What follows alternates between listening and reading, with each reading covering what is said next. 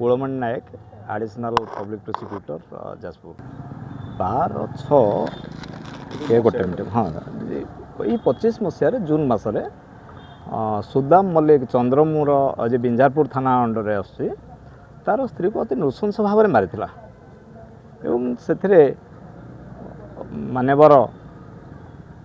अतिरिक्त जिला दौरा जज 12 जन साक्षी प्रमाण नहीं दोषी सुदाम मल्लिक को आजीवन कारादंड देते एवं लक्षे टंका जोरिमाना कर अनादय 1 वर्ष सश्रम कारादंड कर मद पीकी स्त्री को आगुरी बहुत थर मारी से दिन घटना दिन राति स्वामी स्त्री 2 जन जाक शोते से माने तो गोटे शाबल आणिकी अति नृशंस भाव में मारला पर तार से कांद शुणिकी माँ निज माँ सुदाम मुदालर माँ निजे कबाट कोण में देखला जे ता पुओ ता बो को अति नृशंस भाव में मारुची सेठू चित्कार कर डाकिला ता पुओ एवं झील सुदामर पुओ झील मुदालर सी 2 जन आसिक देखले जे बापा मारुची तेणु से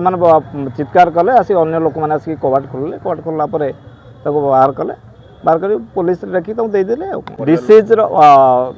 सुदामर सड़ा जी डिसीज भाई थाना एतला देते बिंजारपुर थाना एतला देता 12 जन साक्षी ए 12 जन साक्षी निजर सबुठ बड़ कथा निज माँ जन्म कला माँ से पुओ ना साक्षी देती जे पुओ मोर नृशंस भाव में तार मो बो को मारी नुआ नियम आस बीएनएस आसी बीएनएस जाजपुर हूँ प्रथम जोटा कि मात्र 90 दिन भितर आमर अतिरिक्त जिला जज जजमेंट कर विचार करके दोषी को दोषी सब्यस्त कर।